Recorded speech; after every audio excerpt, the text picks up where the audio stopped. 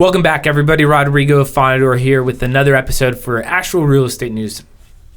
Today, kind of just continuing our trend for month of June. I know this is in July when you're actually listening to this, but we recorded this at the very end of June, June 30th, and I sat down with Glen from Rent-A-Home of Asheville, and we talked rentals, property management, tenant-landlord relations, where the market's going, and just kind of dug into everything from a rental standpoint. So really hope that you guys enjoy this. If you have any questions, reach out to Glen or reach out to us. We're happy to engage in this conversation about renting properties during post-COVID and how to keep moving forward. So please share it with a friend, leave us a review, rate it. We'd be forever grateful. Take care and see you guys on the next one.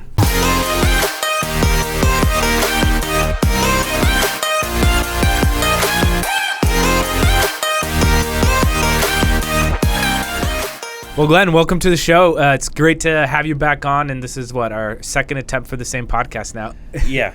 Thanks for having me, man. It's always a pleasure to be on the podcast. Yeah, it's so we've recorded or originally kind of tried to have this same conversation almost a month ago, and then I messed up our Zoom recording. Then the side benefit is at least we get to do it in person this time, which is always nice. Yep, silver lining. Things happen. Yeah, so the purpose of this conversation is kind of as I'd messaged you when we were setting this up is just talking about like the process of evictions during the time, during the moratorium and everything, which was in effect at the early June. Now we're end of June, and that's not the case anymore. So it'd be great to hear kind of just your thoughts in general about if the state of evictions as we sit today. Today's June 30th, I believe? Yeah, 30th. Today's the 30th, yeah. And they open the courts back up on June 22nd.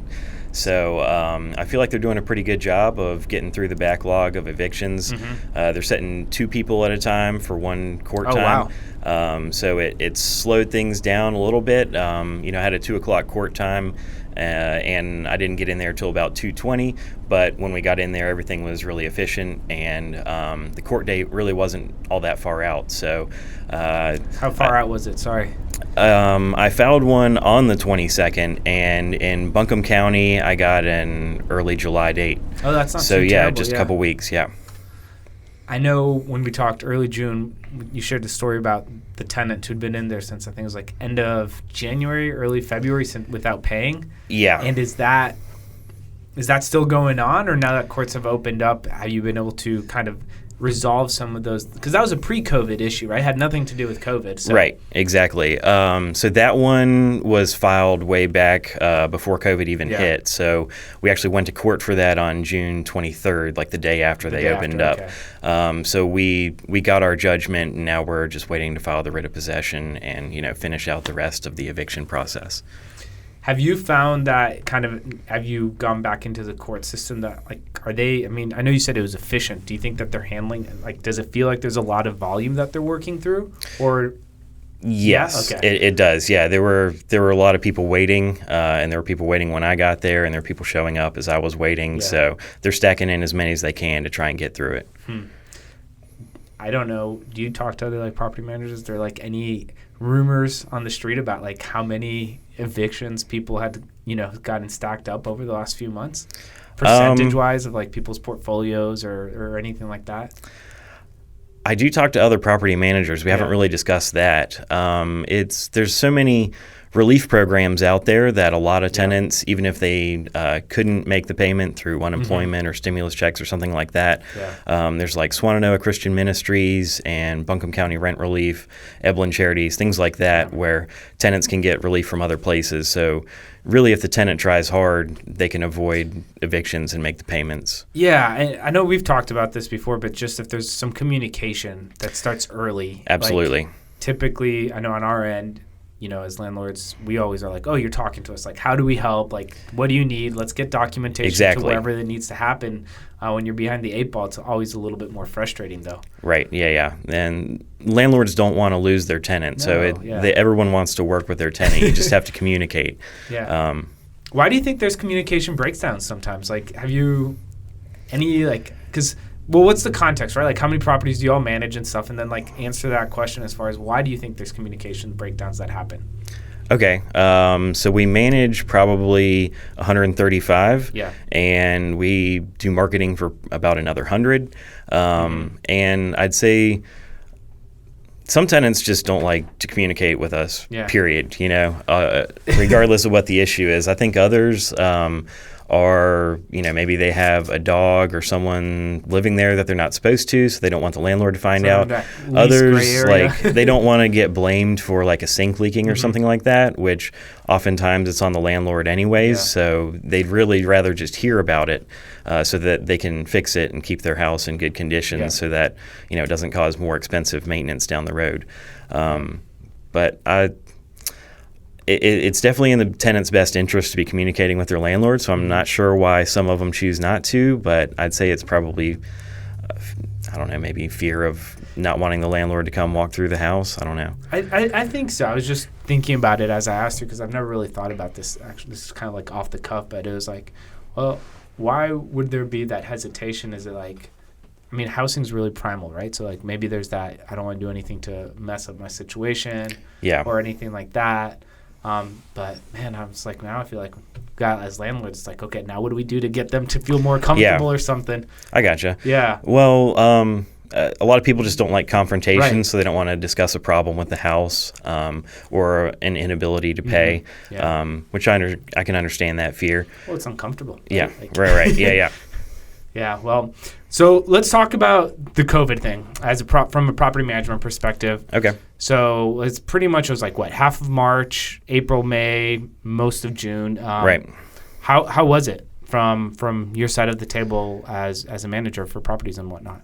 It really wasn't as bad as I thought it was going to be. I mean, I'm not saying it's over yet. Yeah. But we expected there to be a lot of people who couldn't pay because a lot of our tenants do work in restaurants, bars, things like that got shut down or they had to cut their hours. But again, through the unemployment and the other stimulus and the charities and things like that, people were still able to make it happen. Yeah. Do you have any idea of kind of what percentage of your tenants either paid or didn't pay? Like, what's that breakdown over that time? Yeah, I think we were able to get 95% of the rents. I expect that we'll be back up to normal numbers of, like 97 or something like that paid on time. I think only 9% had some issues paying, and about 7% of those got, or 7% of that was owners were working with the tenants and giving them sort of rent credits so that they didn't have to pay the full amount or they had extra time to pay. And in addition to that, the other 2% were probably made up from people who were relying on the charities. So overall, it was a very favorable breakdown then, right? Yeah. Do you think that that's going to change at all? Like, we were just talking before, we started recording about, I think the unemployment checks run out at the end of July is what I've heard. Yeah. They may or may not get extended. Who knows? If that ends, do you think there's going to be any change, like for August or July, or do you kind of anticipate your numbers to stay as they are? Do you have any idea? I obviously can't predict the future, but I don't think the restaurants are all going to be open back up and bars, and our tourism industry isn't going to be thriving again come the end of July. So if it's not extended, I foresee there's going to be some problems, and there's going to be people relying on the charities again and rent relief programs, and working with their landlords mainly to get some sort of rent credit. Yeah, in regards to working with the landlords, that's an interesting dynamic, right? It feels like you just read things, you hear things, and it seems like there's a lot of burden being placed on landlords to carry the brunt of this, or to have carried it. Obviously that's easing up a little bit. Things like the eviction moratorium, you can't evict, people talking about freezing rents or doing just forgiving rents and things like that. Right.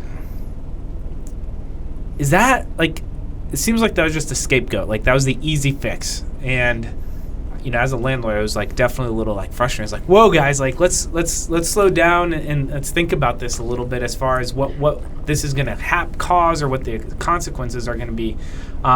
Like looking back, hindsight's 2020. Do you think it kind of went as officials expected, or do you think maybe had some things like side effects that we don't even know about yet?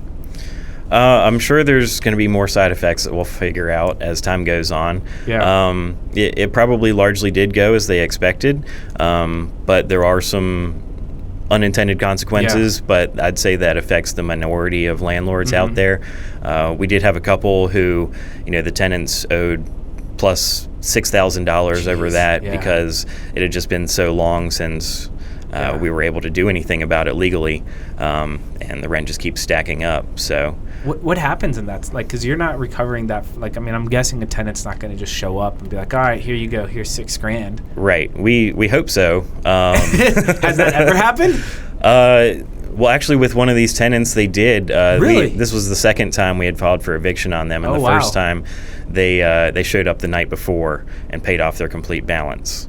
So they were still under their original lease terms, so they got to stay, and then COVID hit and they stopped paying. So, yeah.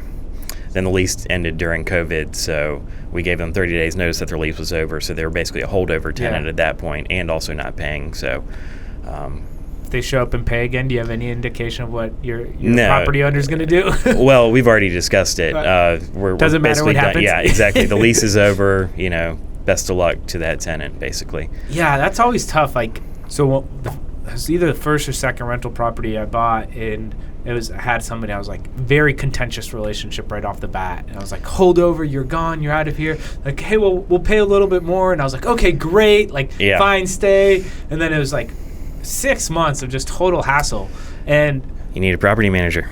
I probably did, but I learned a lot. And the interesting thing now is, although these tenants still give me a gray hair from time to time, I still have them. And that was almost 7 years ago now at this point. And nice. It got smoothed out. And going back to the communication thing, I think there's just a lot of resentment between them and their previous landlord.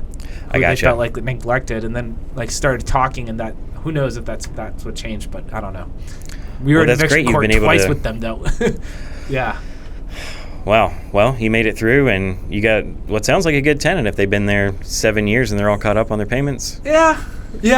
Okay with it for sure. It's definitely better than the alternative. There's just the whole the fear of vacancy, right? It's challenging. Right. There's a lot of expenses associated with vacancy. Yeah, there really is. But so this moratorium, I'm really curious about this. I talked about it last week. About the unintended consequences. And I know we kind of briefly touched on it, but do you think that this is going to cause some people to rethink being landlords? I don't know. I mean, real estate is still a great investment, even if you're doing holding properties and renting them out. Mm-hmm. I think it may convince more people to switch to a property manager so that they don't have to deal with the hassle. That's fair, because I'd say owners who were using a property manager probably fared better throughout the heat of the COVID this spring. Yeah, that makes sense.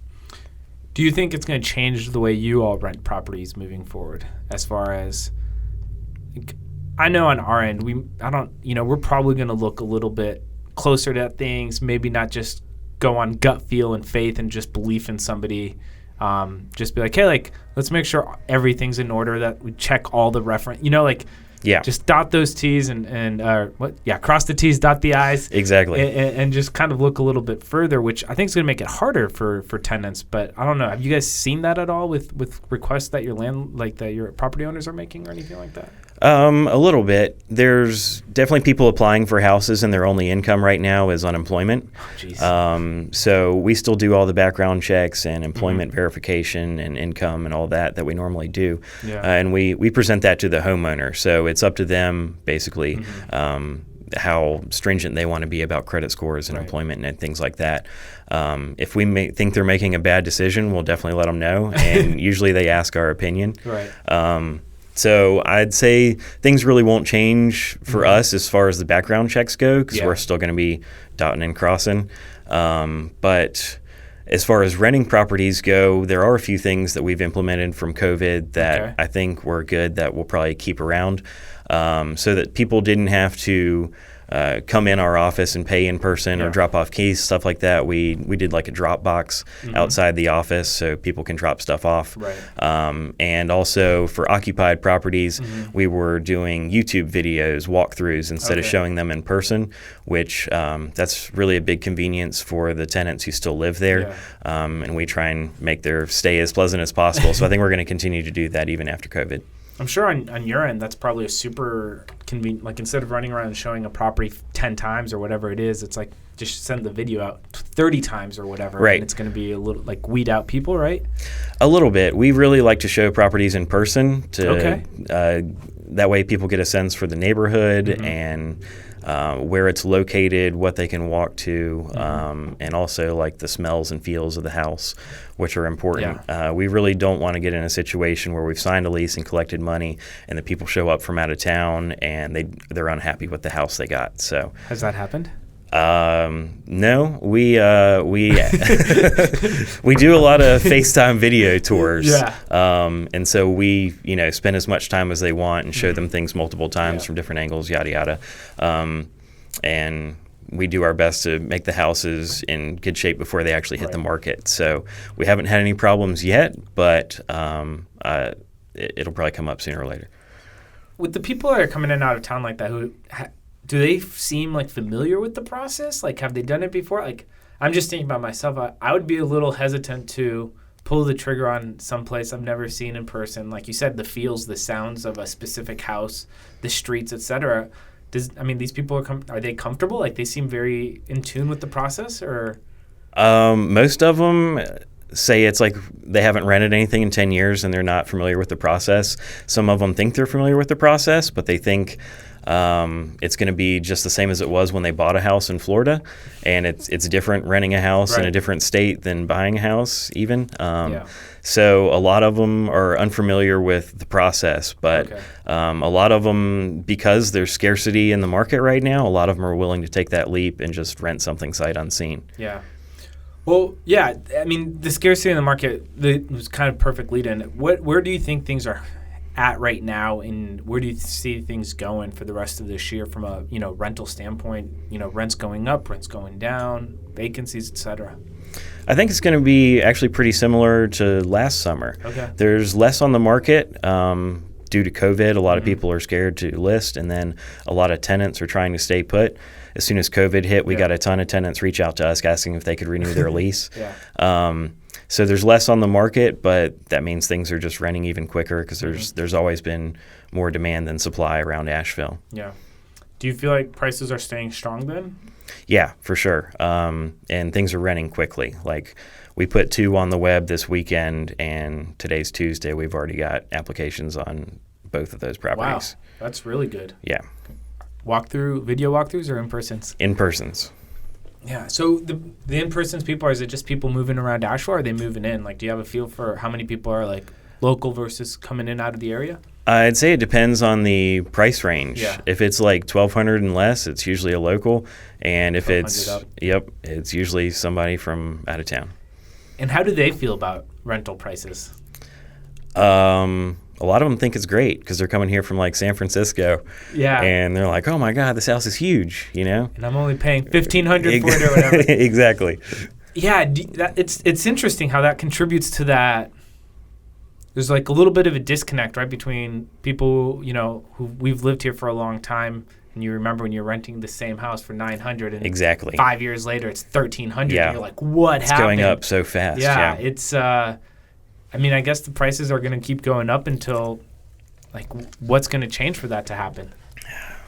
You tell me, man. I don't know. I don't know. I was thinking about, like, the one that I was thinking that prices are going to continue to go up, especially because of COVID on it. I was like, it's going to be, property taxes might go up, and because of everything. And if that goes, that's going to create a natural. And if you have the people who are landlords who only have like 1 or 2 houses, and they're like, hey, I'm not doing that again, I'm just selling, and then like there's going to be a little, like, even less inventory.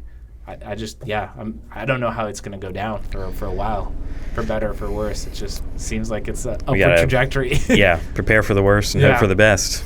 Well, talking about the whole COVID thing again, and I know we're kind of circling, but I saw this article about San Francisco making a permanent ban on evictions in regards to COVID-related stresses, or if you couldn't pay rent because of COVID. How, it seems totally crazy to read something or to see like that, something like that's happening.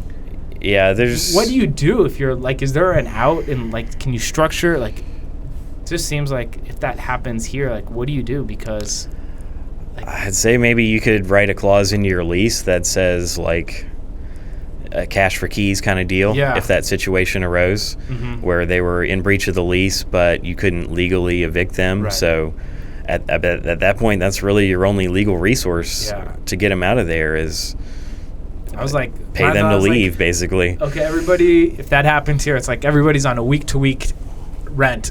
And then it's like something happens. Sorry, we're not going to it's just like that's a terrible situation to be in because it doesn't there's the value exchange equation is just shot. Exactly. There's no recourse for the homeowner at that point. Yeah, I was wondering if you'd seen it's like as soon as you get in, you just stop paying rent. There's nothing the homeowner can do. Yeah, especially with something like COVID because it's so like anybody can claim hardship from that essentially. Yeah. Like it's a very low threshold to prove. I understand if it's something like permanent is crazy. Like, okay, 6 months, kind of something like what happened here. Right. I don't necessarily agree with it, but I understand the essence of it, and it can be beneficial. But yeah, the permanent side just blew my mind. Well, yeah, that blows my mind too. I hadn't heard about that. Yeah, it was on a Facebook group that I'm in, so I mean, full disclosure, it was on the internet. So it was a real article, but who knows about the validity of it? Well, the eviction moratorium on here was actually not just for COVID related, which is understandable, but it was also for criminal activity as well as holdover tenants. Yeah. Who, if folks don't know, that's basically a tenant whose lease has ended, but they haven't moved out. So, I mean, I can understand the COVID relief, but tenants who are breaking the law and the homeowner still can't evict someone for selling drugs out of the rental house, that I got a problem with that. It doesn't make it a situation where a place like Asheville, right? There's definitely housing shortage. I think most people would agree with that. Yeah. I feel like situations or laws like that, especially like the criminal side of things, it takes away housing.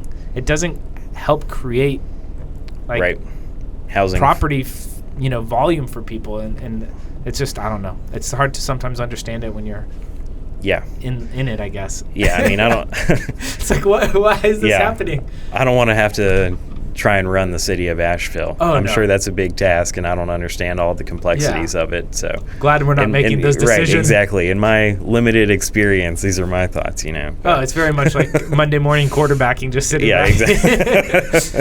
From my limited perspective, Well, what moving forward? I mean, do you have any other thoughts about any changes? I know a lot of people went through a lot of changes during COVID on the way they do business. It sounds like the Dropbox and some other things like that you guys did. Is there anything else? Clauses in your leases that you're looking at, or certain properties you're staying away from, or you're more naturally drawn to now? I don't know about properties that we're more naturally drawn to. I'd say it's probably going to be pretty much business as usual. Yeah. We're going to try and get back to normal as quickly and as much as possible, and try and take the positives out of COVID, like the walkthrough videos and Dropbox, stuff like that. And keep moving on. Yeah, it's not really too much else to do at that point. Yeah. Cool, man. Well, thank you so much for joining us. Is there anything else that maybe we missed that we should have touched on that would be helpful to get into? I'm trying to move on from COVID as much as possible. Put it in the rearview mirror. We should do another podcast soon about, I guess, what tenants are looking for in a house in the Asheville market.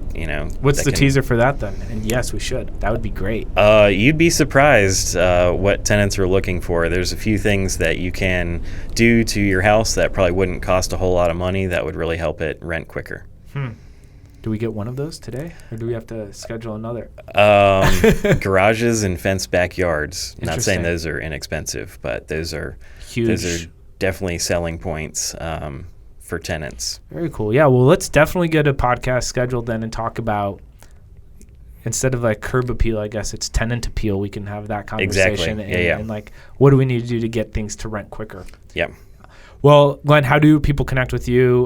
Where do people find you and whatnot? You can call us at the office. It's 828-676-6764, or you can visit our website at Rent-A-Home-Asheville.com. Cool. Awesome, Glenn. Well, thanks so much for joining us. Yeah, thank you, Rodrigo. Yeah, absolutely. Everybody, thank you all so much for tuning in, listening to today's episode. Share it, review it, rate it, let us know how we're doing. If you have any questions about anything, just hit us up on any of our social media, and see you all next time. Take care.